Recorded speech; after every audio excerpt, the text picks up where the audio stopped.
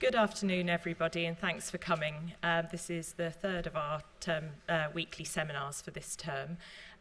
If you would like to tweet, please use the hashtag #TomorrowTech so that I can pick them up. And if you're watching online, if you do have comments or questions, if you can use Twitter, that's great. And again, please use the hashtag #TomorrowTech.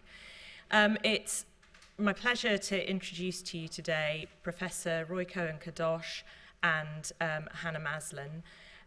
Roy's going to speak first and then Hannah, and then we'll have plenty of time for questions afterwards.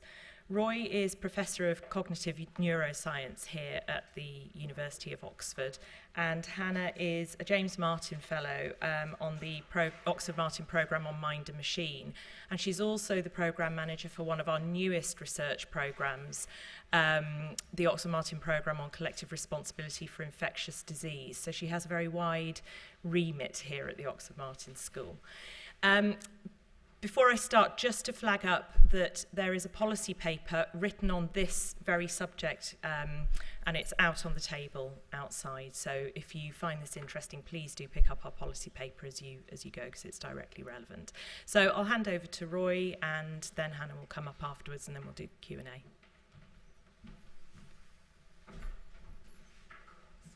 Can you hear me? Can you hear me? I have a mic. Oh, sorry. That's for after. Yes? Can you hear me now? Yes, okay. That's the first enhancement. So before starting to talk about that, I just want to say that our research is primarily designed in order to improve those with low cognitive abilities due to developmental or acquired origins. But most of the studies, before you start to go to these populations, done on healthy subjects. And I'm going to share with you some of the insights that generate this data into human enhancement. But the idea about cognitive enhancement is not new, of course. When we talk about devices and technology, it's relatively new. But if you're looking into history, this is one of the stories about human enhancement, right? Adam and Eve taking the forbidden fruit, the wisdom of wisdom, and eventually you could also see here what was the consequences, which tried to some degree to shape an idea of what might happen if we try to exceed the limits that we have. So what might be potential problems with cognitive enhancement? A story that you might be less familiar with is about King Solomon. And according to the legend, he was the wisest person at his time. But it also was due to enhancement. And in this case, God asked him what he would wish to be. The richest person, the most powerful king. And Solomon gave quite of an extraordinary request that he would like to be the wisest person. And God likes, of course, this idea and said, well, because of that, you're going also to be the most powerful and the richest king. So I think in this case, it's a good consequences of cognitive enhancement. And maybe Hannah going to talk later about regulation in this respect, but you might want to think that the case of Adam and Eve is what might happen when you use unwisely cognitive enhancement, while in the case of Solomon, it was regulated and was approved, and therefore it's the right consequence of how stories might shape our understanding here. But this is talking about the past. Before going to the present, just let me share with you another slide. And this is from the movie The Matrix, which if you did not see, I recommend seeing that. It's quite of an engaging movie showing about how a hero needs to save the world. And he's an ordinary person, but in order to do that, he needs to enhance his abilities. And how do they do that? It's quite interestingly, you could see him laying there on the chair, and there is a software that uploads different skills directly to his brain. There is a pin that is penetrate to his scalp and upload any skills that he would like, from Kung Fu or how to fly a helicopter within few seconds. This is, of course, science fiction. And I'm going to talk about something that is more of a science here, and it's an example of a cognitive enhancement device that's been used quite frequently nowadays in lab around the world. And it's a technique called transcranial electrical stimulation. And in this case, we used a very low current that is painless, and it's considered safe when used in a controlled lab setting. And we put electrodes on the scalp subject, and using low-level electricity, we're changing how the brain works. And when we do that, we observe that it affects their cognitive abilities, and I'm going to share you some of the promises and problems with that. I just want to say that stimulation by itself will not lead to cognitive enhancement. I think a good analogy that I try to give is just to take steroids and sit on the sofa. It's not going to really change some of your muscles. You need to go to the gym, and then it might have more effect than just go to the gym by itself. And I think here it's also the same idea with stimulation. Stimulation by itself will not cause to any enhancement, but when coupled with cognitive training, it will have much more impact. So let me start with the promises. This is a study that we ran a couple of years ago together with Albert Snowball, who was in my lab back then. And what we did, we gave to subjects to solve problems over 5 days of training. And we gave them to solve arithmetic problems by learning how to solve it using drill, which is very similar to how you're using nowadays multiplication. You don't need to calculate 4 multiplied by 8. You just can retrieve the answer because you learn it by heart. Or we gave them to use calculation, an algorithm, and they had to apply the algorithm to numbers. And then we want to see how stimulation going to improve their cognitive abilities. So on the y-axis, you could see the reaction times, meaning how fast they were able to solve the problems. On the x-axis, you could see the days. What you could see is that electrical stimulation tests, in this case in red, led to better performance as a function of time. Now, we asked the subjects to come 6 months later, and due to this amount of time, 6 months after the experiment, and we also invited them without giving them any notice before that when they completed the experiment. Not everyone were able to show up, but what you could see is that those who received stimulation perform better, meaning faster, than those who received sham stimulation, placebo. And this was for the problems that they received the training 6 months before, but also when we gave them new problems and they had to apply the algorithm that they learned on those problems. So it seems the stimulation improved your calculation abilities, both on old problems, but also new, and the effect lasted for 6 months, which is quite extraordinary when we think about it.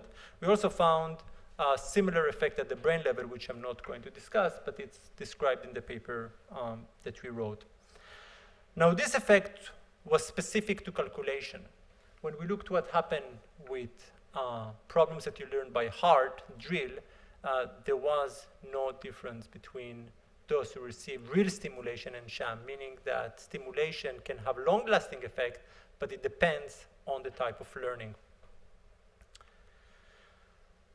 We moved then from this type of training, which is quite boring, I have to say. You sit in front of a computer screen for multiple days, need to put your input on a keyboard. It's quite repetitive.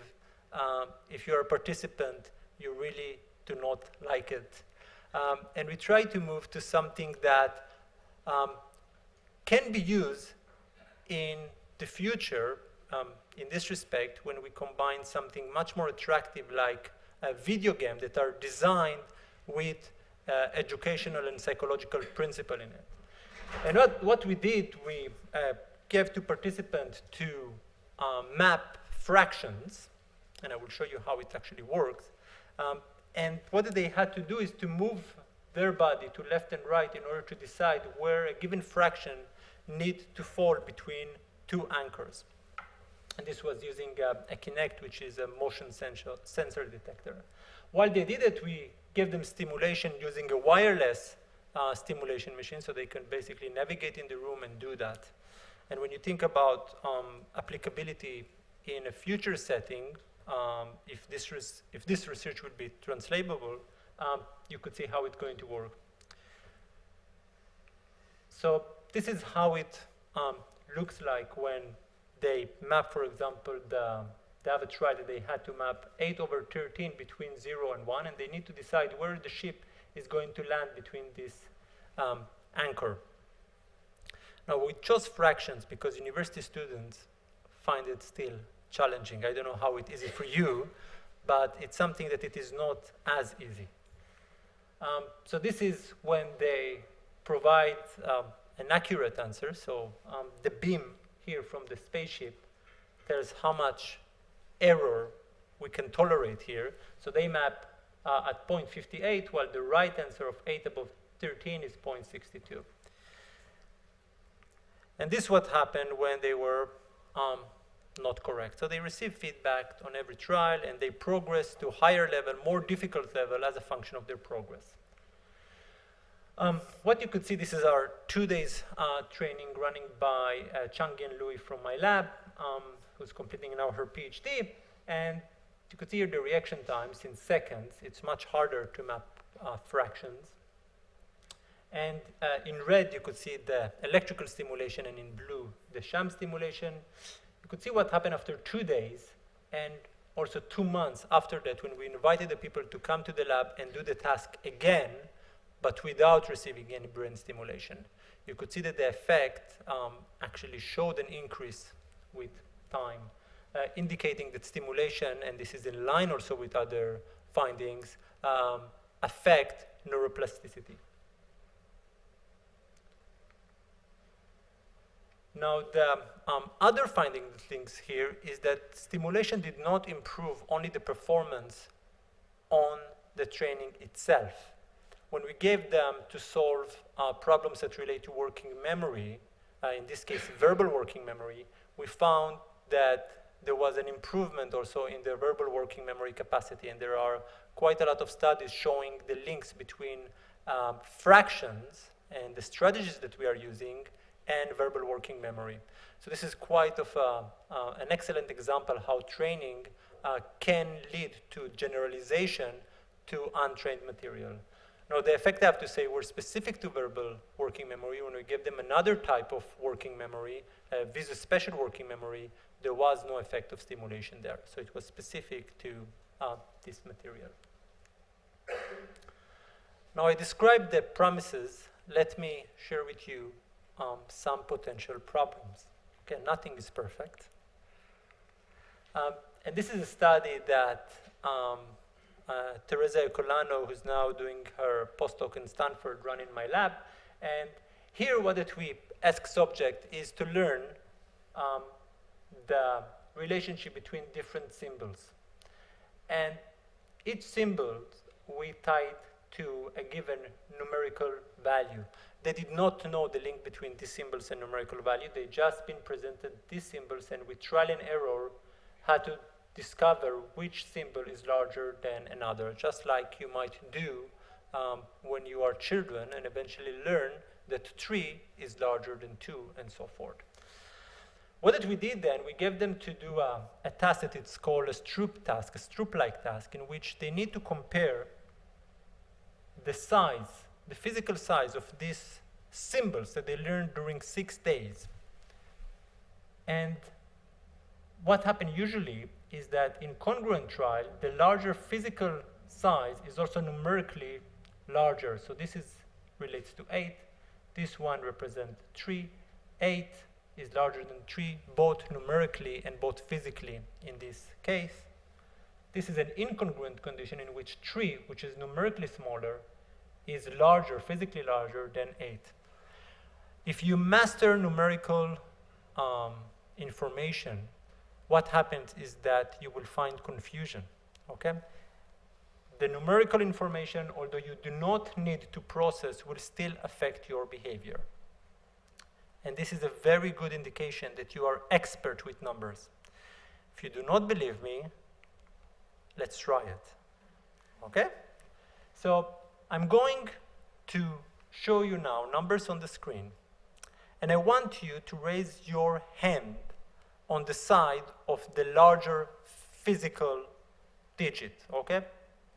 So if the digit on the right, it's physically larger, you're raising your right hand. If it's on the left side, you're going to raise your left hand. Okay, and you need to do it as fast as possible. You just need to compare the physical size. Do not compare the numerical value. Okay, I want you to ignore that. Okay? Yeah.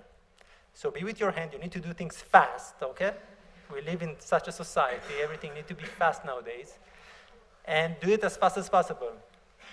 Right hand, left hand. Okay? Ready? Yes. Ready? Yes. Okay. 1, 2, 3. Great.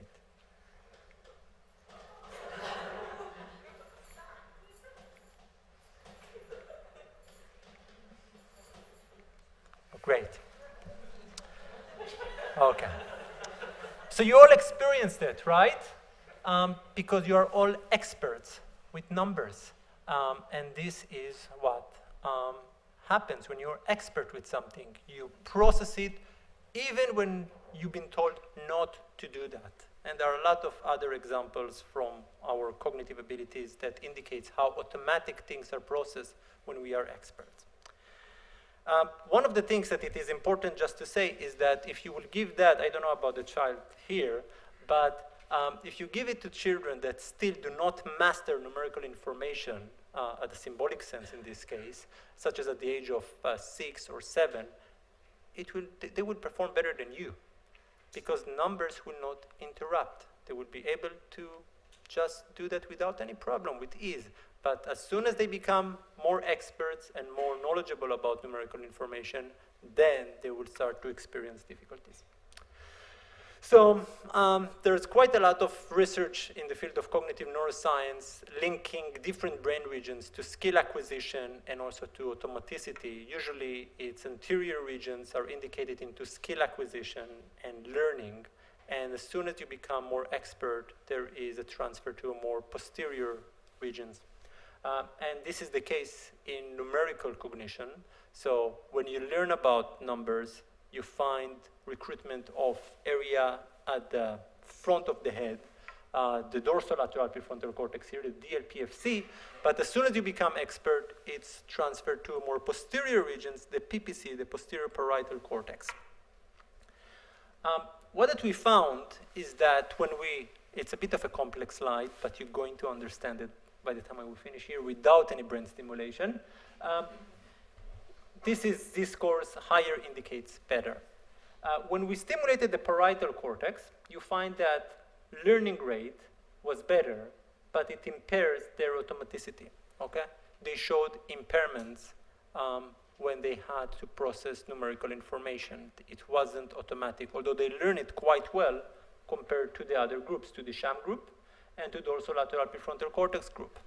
But when we stimulate the dorsolateral prefrontal cortex group, the DLPFC, we find exactly the opposite, okay? Here, there was impairment in the learning, but they showed much larger automaticity, okay? They were able to process the numerical information much more fluent than the other groups. So it seems that there is some type of a mental cost of cognitive enhancement. You can improve one ability but it can come on the expense of another ability, and we were able to show that this is the case also in another experiment that we'll not discuss here. The other idea relates to individual differences, and we, of course, have the motto that all men, and since this sentence been said, women, children are created equal. But how about their brain? And we know that unfortunately or fortunately, it's not created equal. There are variations, and some people might be good in one thing and bad in others, and vice versa. And it might relate, of course, to how their brain works.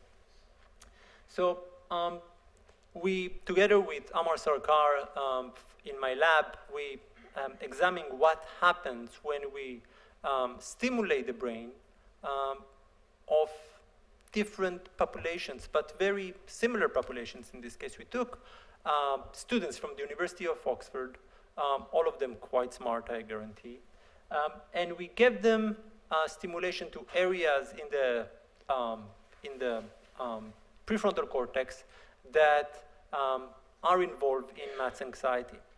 And what we found out is that when you do it to people who score high on maths anxiety, you improve their performance when they receive stimulation. So this is in red compared to blue, which is the sham stimulation. And again, on the y-axis, you find reaction time. So they are faster when they receive the stimulation. It did not affect their accuracy. So it seems that we enhance their abilities.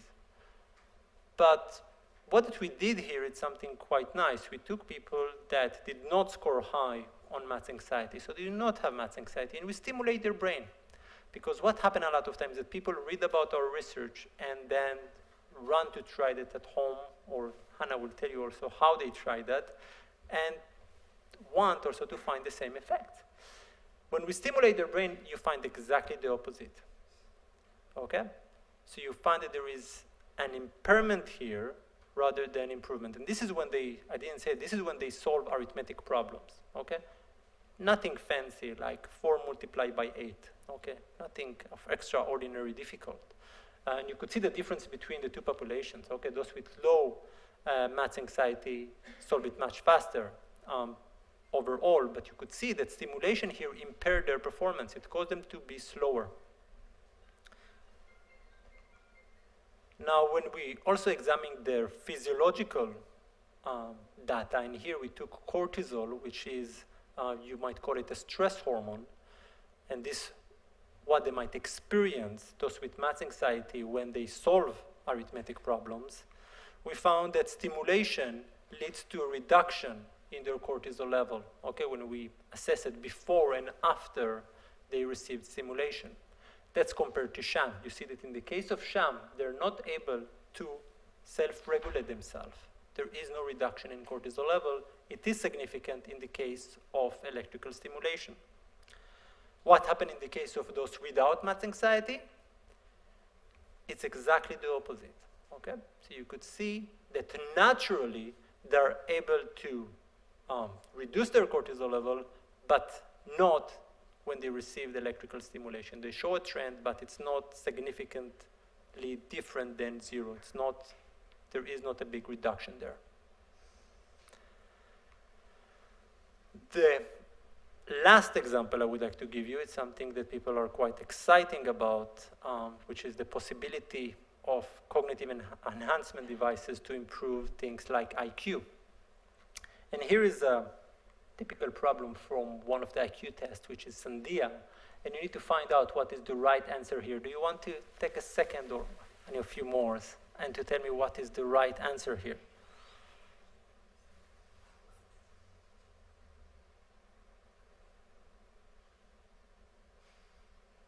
Okay, it is difficult, right? It's number 2.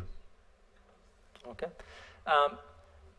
It is quite difficult, and many people would like to improve their IQ performance. Here, this was a study done with, in collaboration with Emiliano and team who run this research. And what that we did, we stimulate the brain at different frequencies that we know that relate to performance on IQ tests. And what you could see is that both in experiment 1 and experiment 2, and that's the most important thing, this symbol which indicates gamma, it's stimulation at 40 hertz that we provide to the brain. It leads to improvement in your performance. So people are able to solve much faster when they receive stimulation at this frequency, not on other frequencies and not when they receive sham stimulation. So we replicated it in 2 experiments, and it's again might cause to some excitement. Okay, let's try it and cause to everyone to be better on IQ. But it's not the case. It seems that those who benefited more from that are those who baseline performance is much lower. Okay, those who have relative lower capacity here when it's coming to solve these problems. If you're already good, you're going to show more impairment or no effect at all. And this is not something that scientists might attribute to regression to the mean. It just happened in these frequencies at 40 hertz. It doesn't happen on any other frequencies that we applied. I would like to just summarize you this idea about promises and problems. First of all, it seems that electrical stimulation can enhance cognition. We can improve cognitive abilities. And the effect also can be long-lasting, which is quite exciting because it means that we can change the brain and cause it to work in a more optimal way to improve our cognitive functions and learning. And you could think about the applications of that. But there are some problems. I'm only listing 2. One is that enhancement can be associated with a given cost, and we need to understand how it exactly operates and what might be the cost. Some people would agree to pay the price in order to improve a given ability. I think especially if you have impairment, it might work, but we need still to see what are the mental costs. And the other one is that stimulation, a given stimulation might not fit to everyone. And we might need to find out how we individualize that or how we know which populations are going to benefit the most from this type of enhancement in order to really improve their cognitive abilities. I would like to thank my collaborators. I just put those who the data was not published yet, in order to save space on the slide, and funding body. And thank you very much for your attention.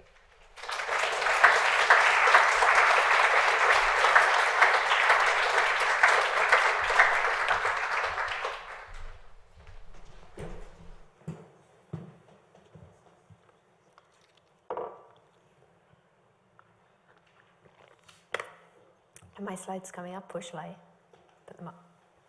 Oh, okay.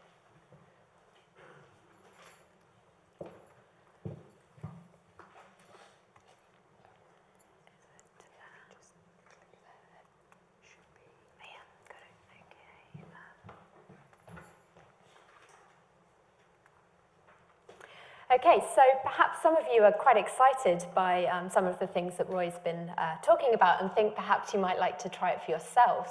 And there are actually quite a lot of people who are trying this for themselves via a variety of means. And I'm going to talk about brain stimulation and home use and some of the ethical and regulatory challenges that are associated with this home use.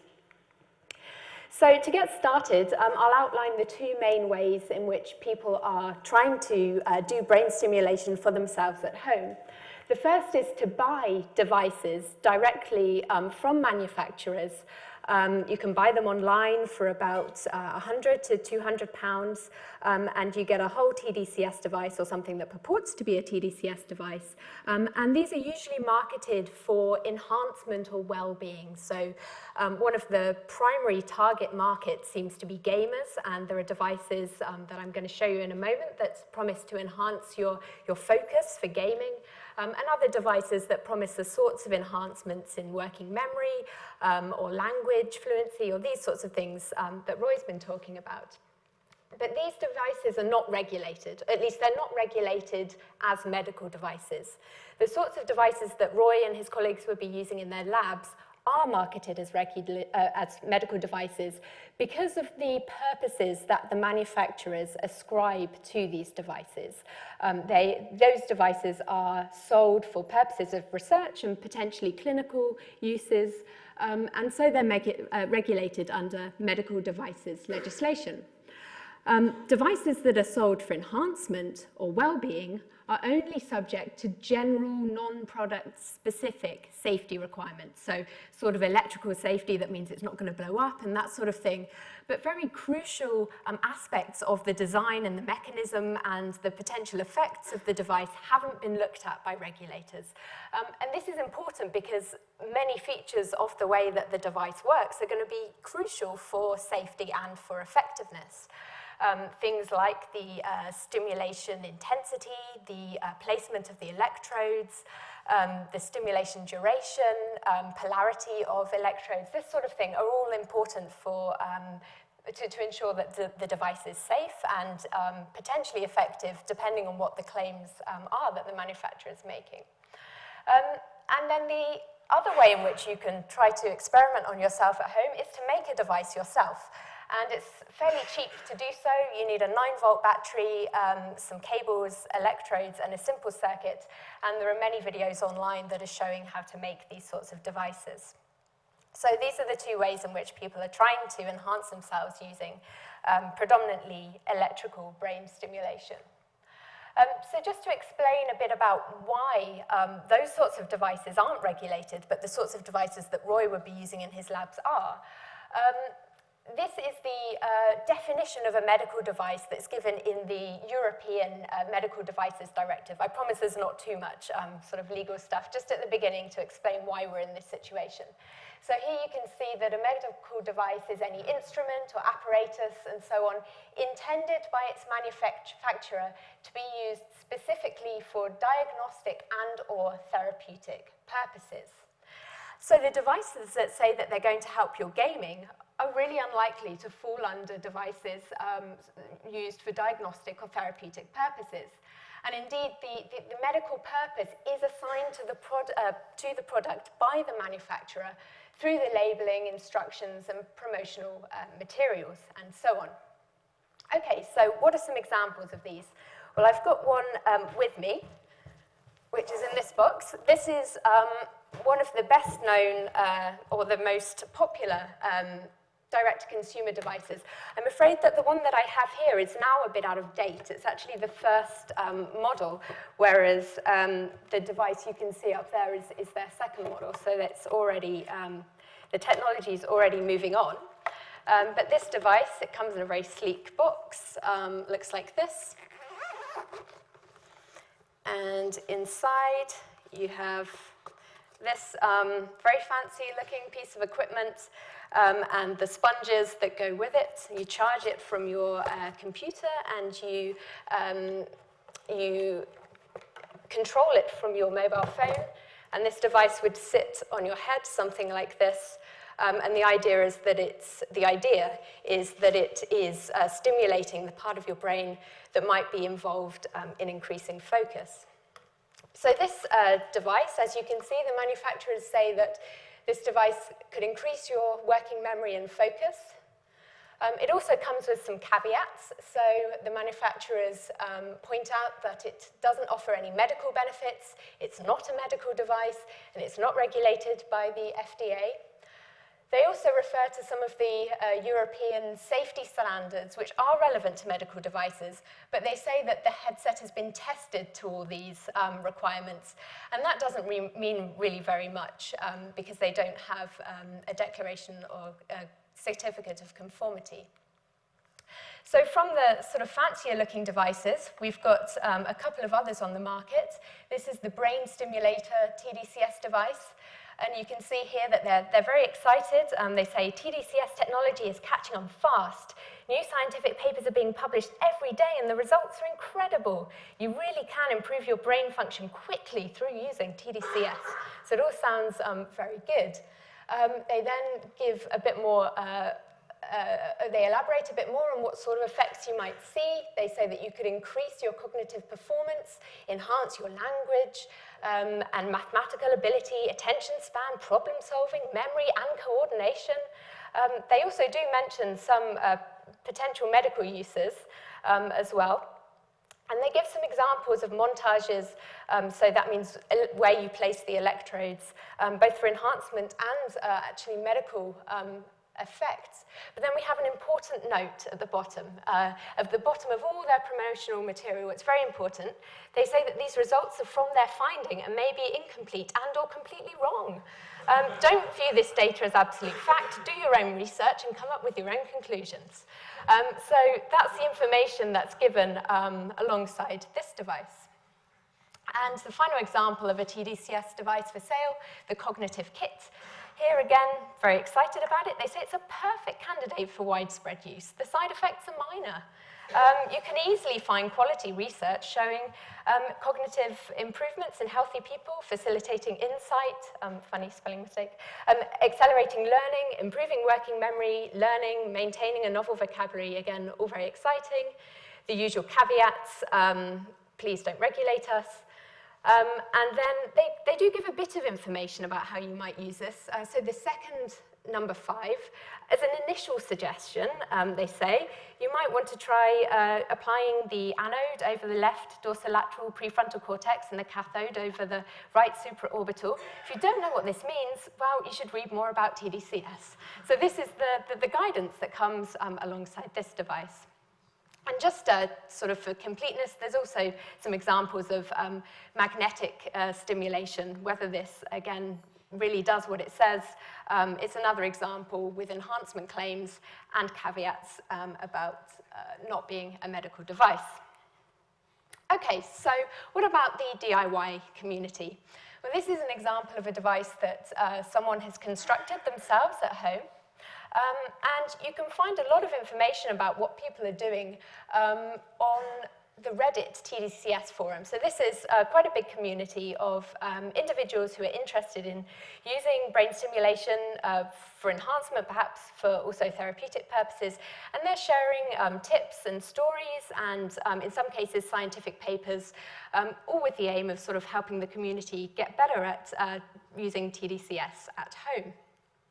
And I'm going to show you some examples from this forum that perhaps are more on the worrying side, but I really want to emphasize that the examples aren't meant to be wholly representative. There are lots of individuals in this community who are sort of training themselves up in a way, trying to replicate exactly what Roi and his colleagues would be doing in their labs insofar as is possible. And so I don't want to suggest that anybody in this community is, sort of crazy and stupid or anything like that, but I'm going to show you some of the more perhaps worrying examples. Okay, so here's the first one. What about applying it over the whole head? Not all at once, of course. So the idea in this thought is perhaps that the more the merrier, basically. If you just do it everywhere, then your brain's going to be a little more plastic. And some commentators suggesting perhaps it's not such a good idea to try that. Another person using it as a sort of TDCS Tinder. Anyone want to zap me? I'm interested. Strangers can apply. Another person saying that after 4 days after applying TDCS, they've been feeling constantly, but not constantly, but intermittently throbbing on the left side of their head, moving, tingling sensation, and colleagues in this community are trying to speculate as to what might be going on there. Someone else, and I included this because it really shows the extent to which people are so dedicated to doing this, despite some of their fears and knowledge of perhaps some of the risks. This individual is saying that they just get so damn scared when they turn on their TDCS device. It messes with their vision, makes their eyes flash, it stings, but still they want to persevere. Another example of getting it wrong in quite a basic way. This person seems to be quite surprised when, having used just basic metal electrodes, that it seems to burn.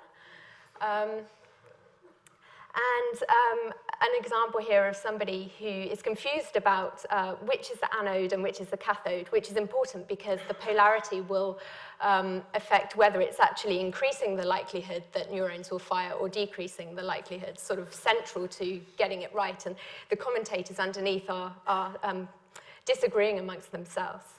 And this is the final one. So this person wants courage they want your help to summon the courage to mount this beast. They've received a mysterious device, and they're concerned because they haven't connected something to the wall before. But they really wanted to try it. So do you want to see this beast? Here it is. Would you put that on your head? And that's the inside.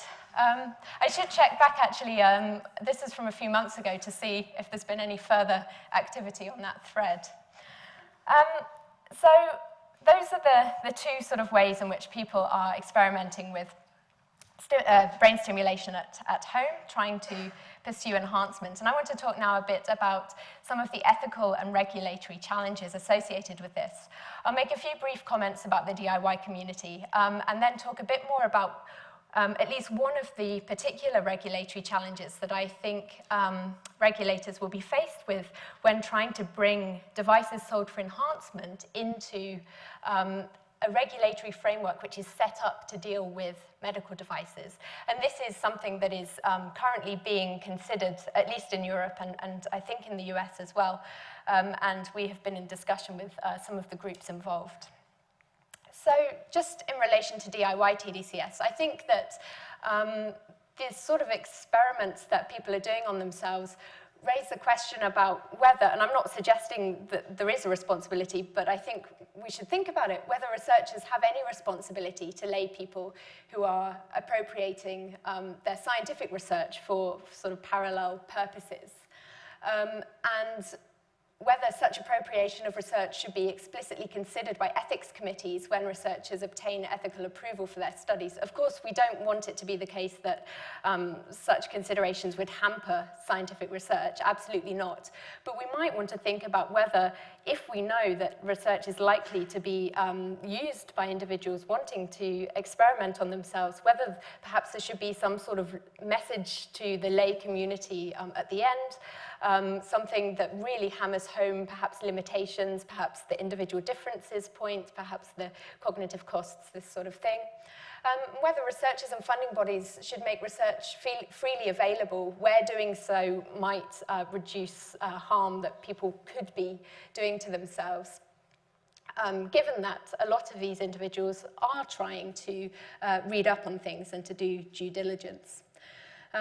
But it's hard to really see what the implications of orientating and disseminating research to this second audience really would be. And I've had some discussions with Roi about whether there's any way that he and colleagues would be able to talk directly to the DIY community, perhaps in forums such as Reddit. But obviously the potential legal implications are huge when there are always some risks with conducting brain stimulation on yourself.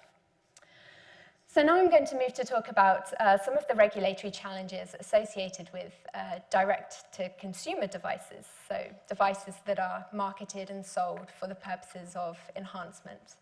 And I want to think about how we should assess the benefits of enhancement, because I think this is a question that will benefit from some serious conceptual analysis and thinking through ethical implications. So in the case of medical devices, a part of a requirement for a device to be permitted to be sold on the market, part of what needs to be the case, is that the risks are acceptable when weighed against the benefits to the patient. But you might already be able to see that this sort of thought that we can assess risks and benefits might be a bit more difficult in the case of enhancement. And this sort of question was prefigured in a paper by Martha Farrer and colleagues who said that regulatory agencies might find their responsibilities expanding into considerations of lifestyle benefits and the definition of acceptable risk in exchange for such benefits. Because there will, even with the sort of safest, even with when the risks are reduced, there's still going to be some risks. And so we need to think about whether the benefits that could be accrued from using brain stimulation devices for enhancement are acceptable. And as I was saying, this is really pertinent at the moment because in the European Union,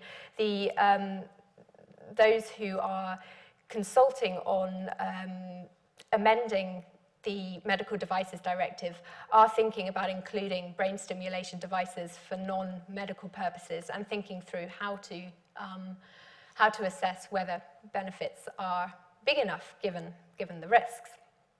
Okay, so we can see some first ideas about how this challenge might be approached by some comments from the Medicines and Healthcare Products Regulatory Agency in the UK in the process of this consultation. But these comments are associated with the inclusion of some cosmetic devices without medical purposes. So things like cosmetic contact lenses and dermal fillers, things like that.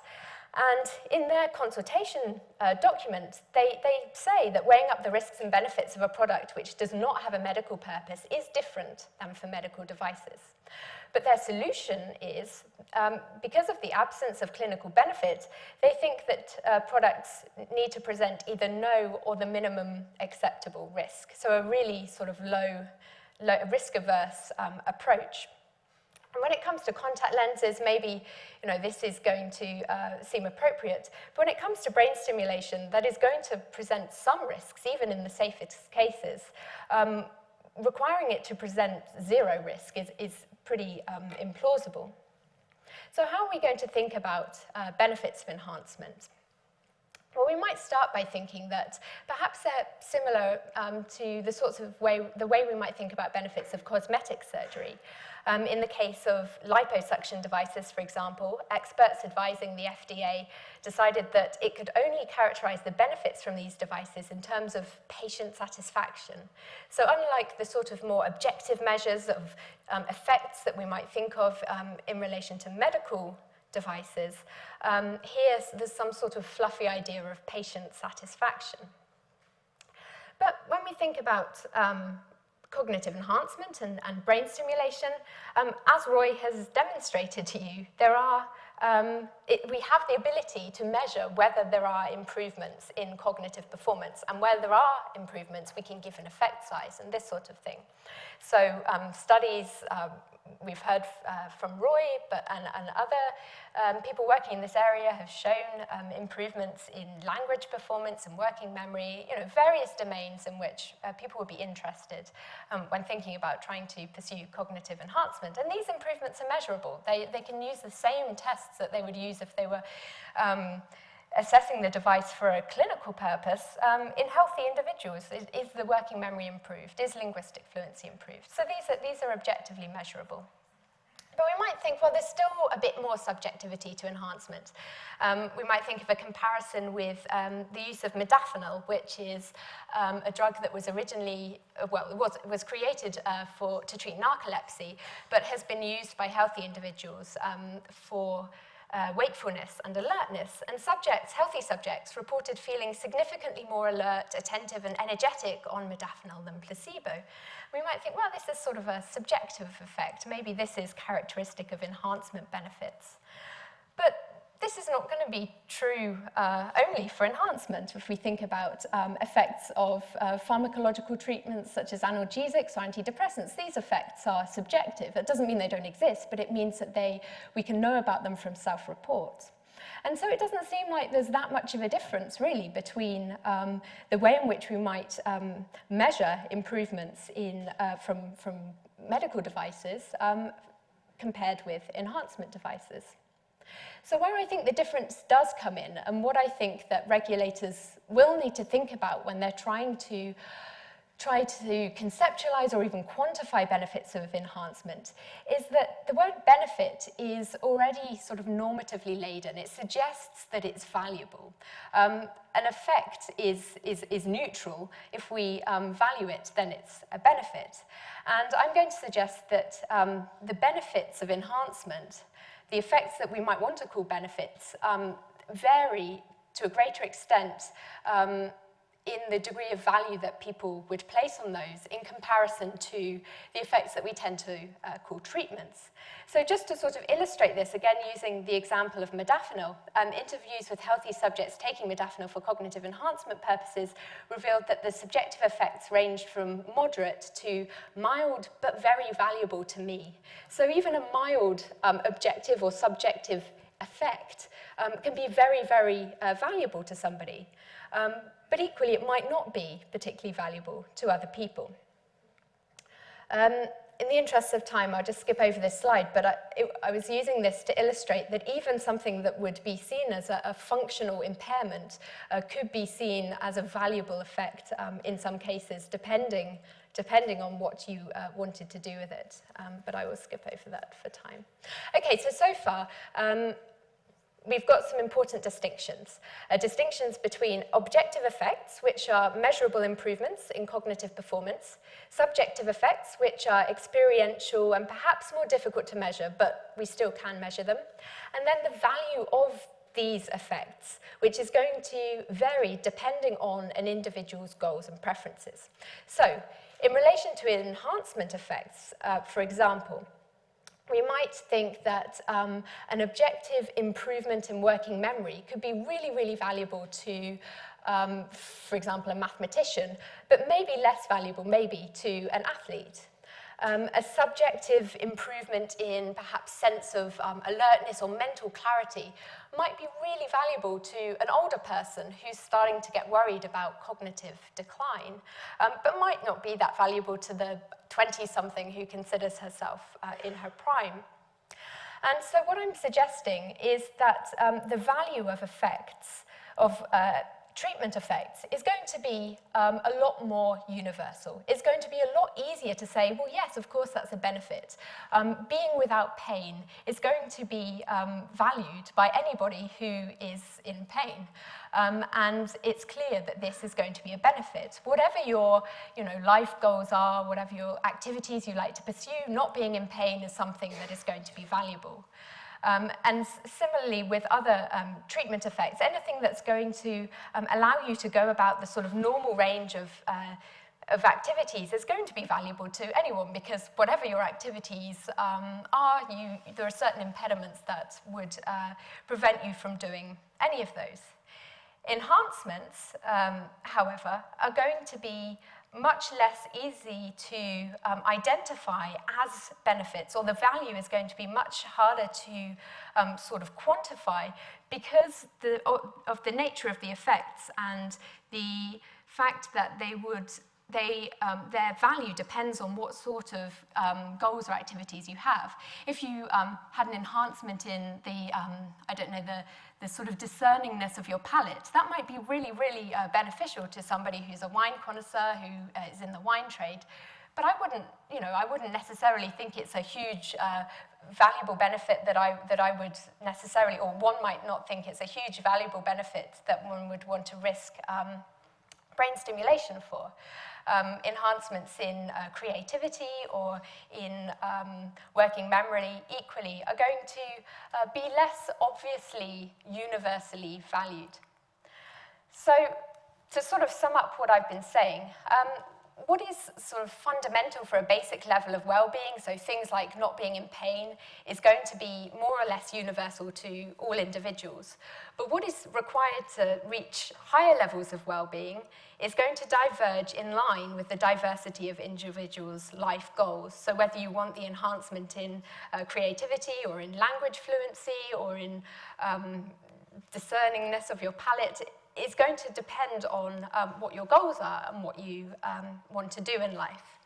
And this, in combination with the fact that a basic level of well-being is necessary before higher levels of well-being can be reached, means that the effects that are labelled as treatments are going to be more universally valued than the effects labelled as enhancements. So it's not always the case, as it would be with most medical devices, that their effects can be stamped as a benefit and stamped as a benefit of a certain size. And this makes enhancement benefits, both objective and subjective, harder to weigh against risks. And I suggest that this perhaps counts in favour of more consumer freedom when devices are marketed for such purposes, so that when regulators are thinking about whether to permit a device to be sold on the market, they should err on the side of thinking that the benefits might be great enough given the risks. Now, this is not at all to say that we should have no regulation or sloppy regulation. This is just part of what regulators will need to think about when they are assessing a device. Things like its basic design, whether it has minimized the risks, to the extent that it can, given what it's trying to do, whether it is in fact effective at doing what it says it can do, are all things that regulators should also be concerned with, and to make sure that consumers are using devices that are as safe as possible, and also that do what they say they do. A second question is whether the effects are beneficial enough for consumers to choose to take those risks for themselves. Okay, so I'll finish there, and I think there's going to be time for questions.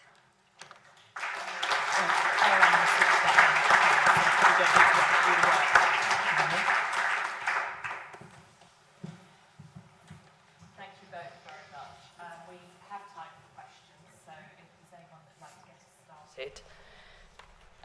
And if you could wait for the microphone, because this is being broadcast live, it's just coming your way. I should say that obviously this is going out live and it is being recorded for future viewing, so if you don't want to be on the recording, get somebody else to ask a question for you.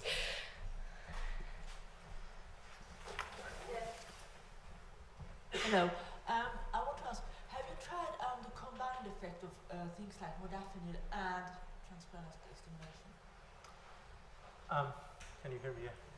No, we did not. And I'm not familiar with any research that did it. There are, though, some studies that try to combine other drugs with stimulation, and showing that you can improve the effect of stimulation. And Like which drug? Drugs, no, for example, dopamine. And they're just at the front. You talked a lot about risks, but you didn't say what they were. Are we talking about fried brains, or what are we talking about when things go wrong? I think it depends what type of risks. The experiments they showed are in a controlled lab environment. We give to our participants to fill in a screening form.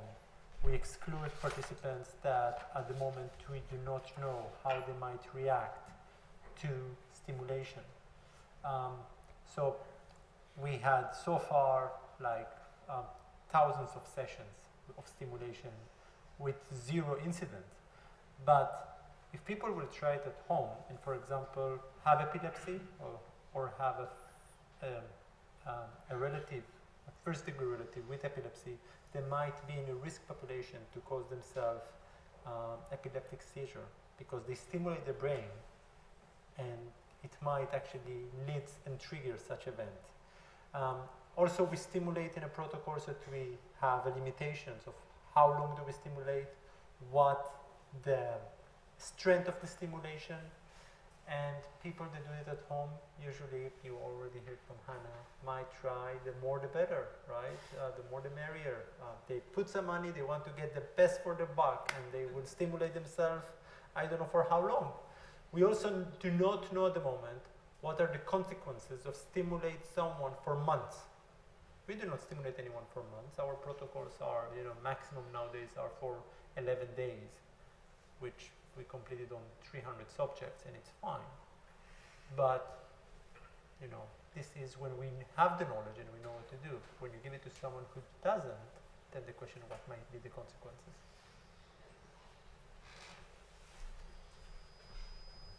Question for you both. Where do you see this leading to? I think the consumer market's definitely taken off, and I can't see that. That seems to have a life of its own, it's almost independently of the scientific research. I don't know much about what the sort of next steps in the scientific research are, but the consumer market at the moment seems to be expanding more and more. So, as you saw, the focus device we have is now pretty last year, and there are new devices all the time. So, for the time being, I think that this is something that is going to get more and more interest. From a research perspective,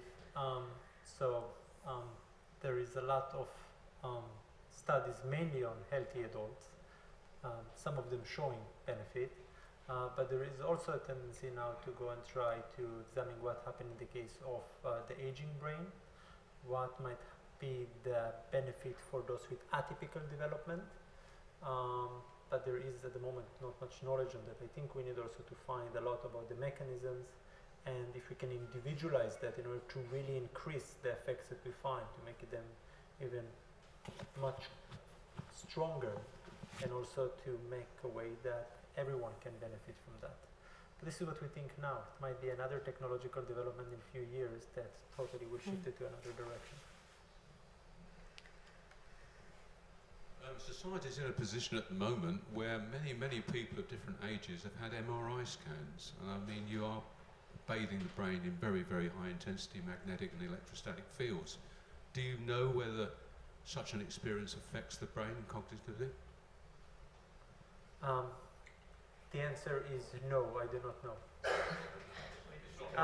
It is assumed not to, because how that it works in MRI scans is that the magnetic pulse, if you want to think about it, it's not exactly targeted to a specific brain region, and it's the gradient changing the magnetic field quite fast. So at the moment there is no evidence that it's affecting brain functions, and if it is, of course, it's causing a lot of other problems. But I'm not familiar with such evidence, and I don't think it does. Are you excluding people based on a psychological screening, or have you come across any emotional abnormalities afterwards? So we exclude people if they have a history of neurological or psychiatric illnesses. That's what we do at the moment. I wondered if it had occurred to any of the academics working in this area to actually reach out to the home users. You've got hundreds and thousands of people who are experimenting on themselves, and perhaps they've got information that could actually help your work as well as vice versa. Yeah, sure. There is more research being carried out. There's a lady named Anna Wexler at MIT who's doing an in-depth study of the DIY TDCS community. I think one of the challenges that we would face in engaging with such communities is that it could very easily run the risk of this problem that I mentioned, where if you start to make suggestions, then you could potentially, in this day and age, end up liable for having caused some, harm, if that's the claim that the individual is making. So I think that sort of work is probably best conducted by somebody who isn't going to be seen by the community to be able to sort of give them all the answers or even do it for them. But I totally agree that it's very valuable research, and I do know of a couple of individuals who are pursuing that. Are there any advantages in using, or risks in using both together, brain stimulation and also pharmacological products? And if not, do you foresee that pharmacological products as stimulants are going to become safer and more effective, maybe? I couldn't hear the last question. The first one I did. The last one? Well, it's just if that is not the case, do you foresee that pharmacological stimulation or enhancement is going to become safer and hence more effective than the electrical magnetic brain stimulation? Okay. It's a very good question. There are some drugs that we do not, that we will not combine with stimulation because they might lead to increase, for example, excitability and might cause to some unforeseen side effects that we would not want to see. So might harm our participants. So at the moment we exclude that. We try to be as, we want to find things, but we also have responsibilities toward our participants that we are really grateful for them to participate in our experiment. In respect to what might be better, stimulation or drugs, I think it depends what you would like to achieve. Stimulation seems to lead to long-lasting effects and to affect neuroplasticity in this case, that drugs at the moment do not show such promise, so you more depend on that. The idea, and it's very attractive idea, and if we will be able to do it, it would be fantastic, that you can stimulate yourself for a certain period of time and then change your brain in order to be able to process things much better without depending anymore on the technology is very attractive from a company perspective. Of course, they would like you to depend on that and use as much as possible, right? But from experiment point of view, from our point of view, we would of course want to change the brain to be able to process things much better. Stimulation is also much more focal. It's still diffused to some degree, but it seems to be more focal than drugs in this case. And the technology is also cheaper. So this is another thing. It might be more accessible to people and might not be more limited to a certain population. Okay, so we've got lots of questions. So if we go to the gentleman in the middle and then the two at the front. I was wondering, when you were doing your research, were you able to pick up on any signs of serious addiction to cognitive enhancement devices or withdrawal symptoms when patients weren't using them? And then I suppose secondly, would you consider addiction to these devices a problem if all of the safety measures were resolved? So I'm not familiar with such events that people have been addicted or had a withdrawal problem. So the short answer is not. I think it depends though what you might do with the stimulation. We don't try to target reward systems that might cause to such effect. So at least with what we're doing, we do not have any effects of such.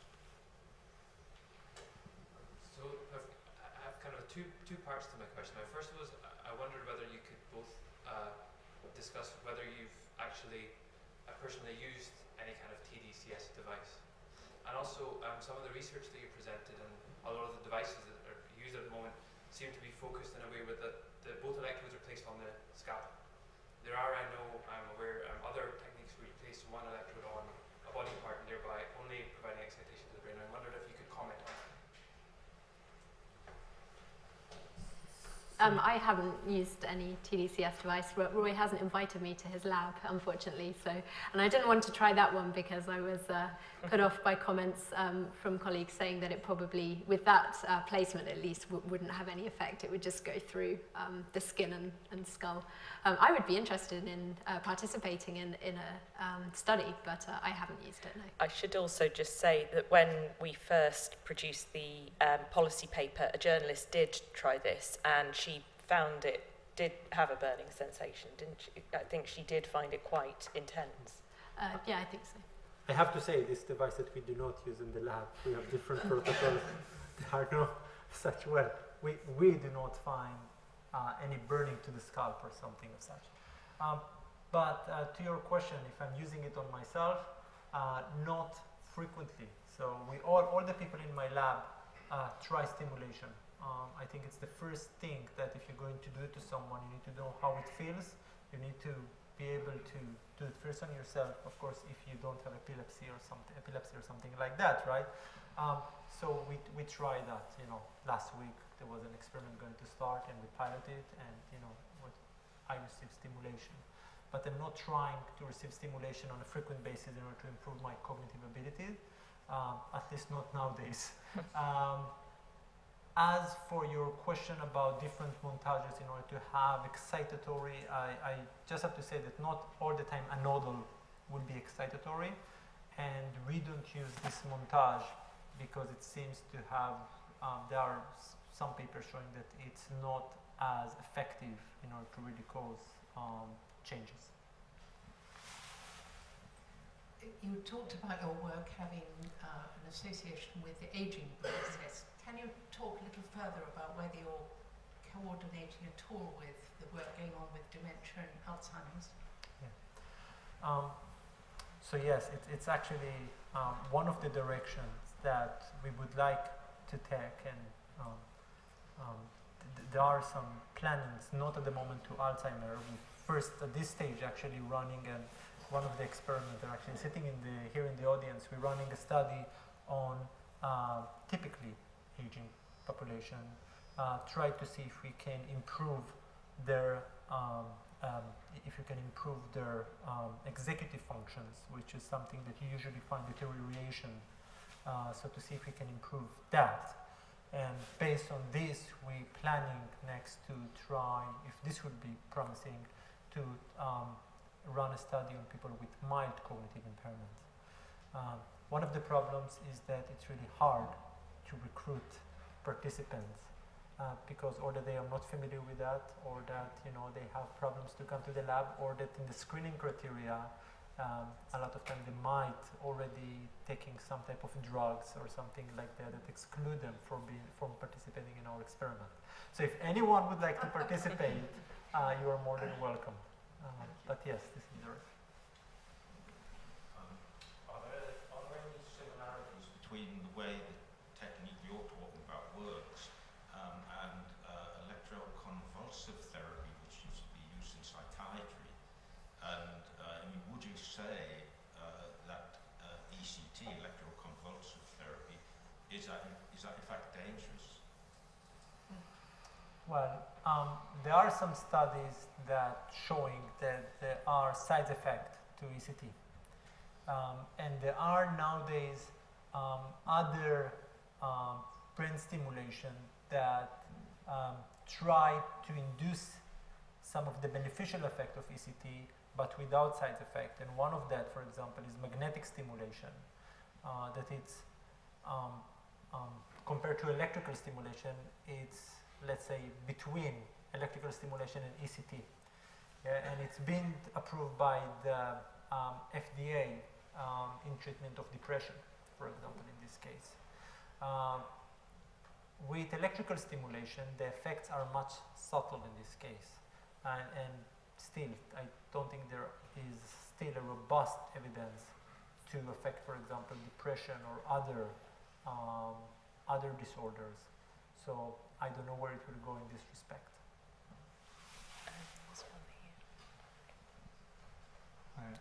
Just a question which is maybe a little bit away from cognitive stimulation, but I think Hannah mentioned how in the marketplace there's many non-medical devices that people are using to try and improve themselves with.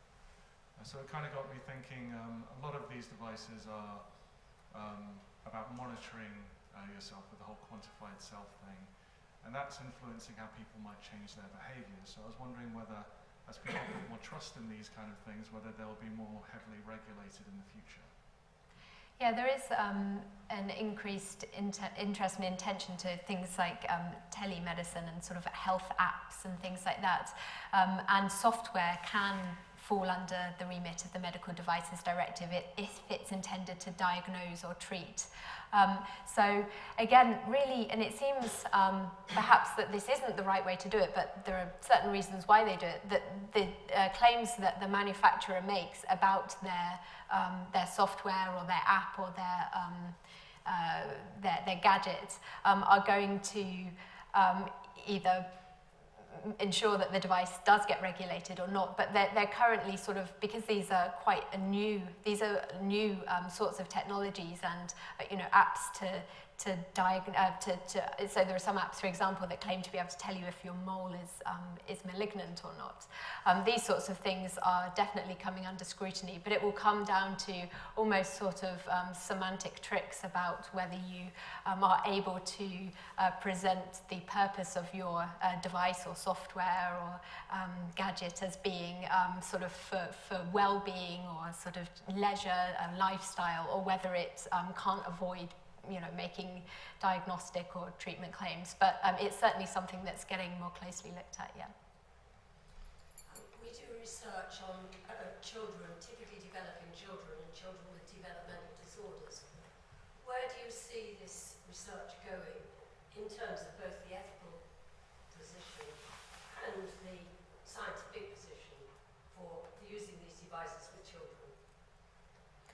In terms of the ethical position, we've actually thought about this a little bit, and at the moment, given that so much is unknown, and given that some of the things that we do know are that there could be these trade-offs where you see an improvement in one capacity but an impairment in another, this all sort of suggests that it shouldn't be used in children. Adults, for example, will be able to make decisions for themselves if they value, I don't know, I'm sort of making this up, but if they value working memory over long-term memory or something like that, they could make that trade-off decision. But for children, parents can't make that sort of decision for their child. So given that we know that there do exist some trade-offs and that there's a lot more that we don't know at the moment, I think children are probably off limits except for very, very controlled, careful clinical studies or trials.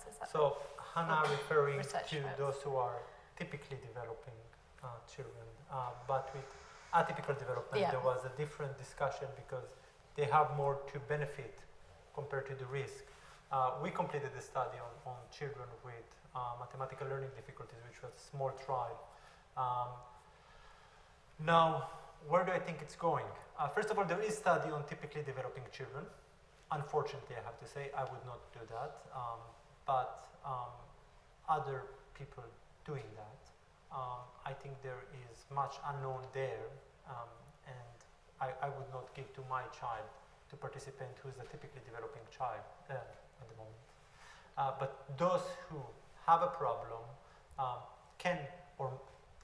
they might benefit from that, and we need to examine that in a very controlled way before, of course, running a trial with 200 people in different sites.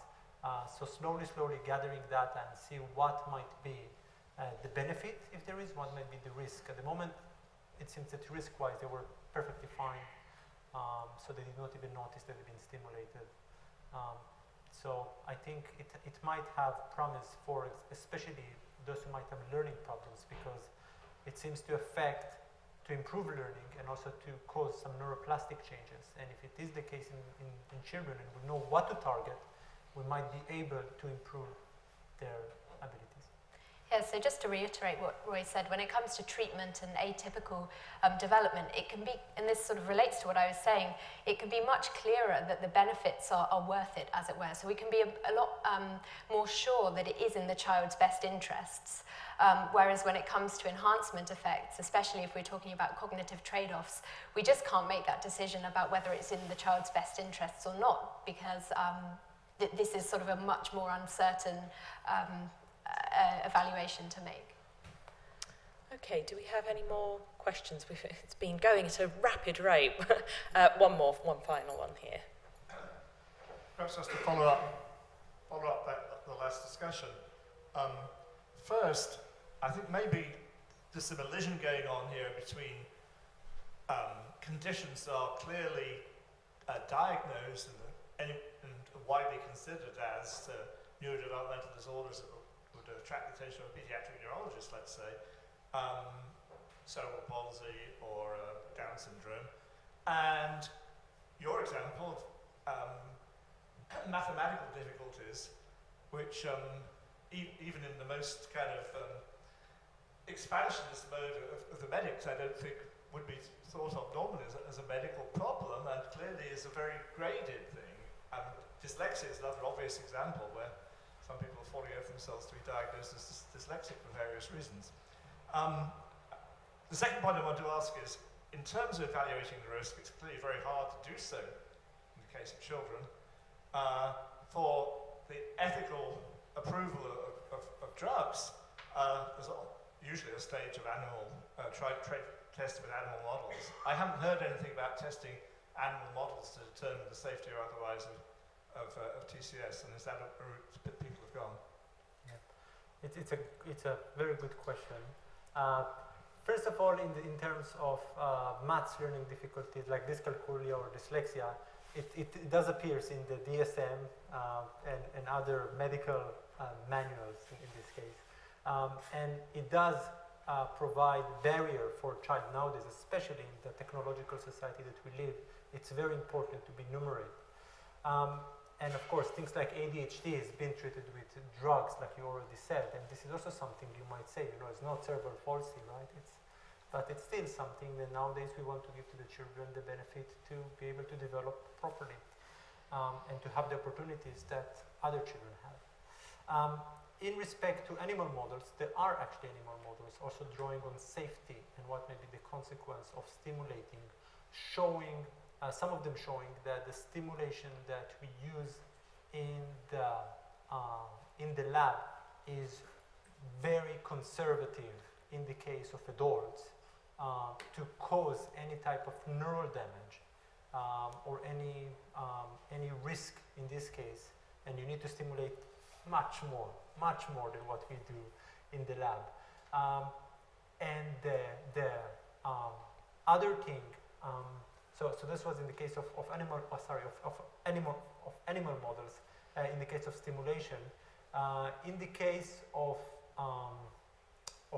children, I think it is an important thing to examine that in respect that also animal models might still be wrong.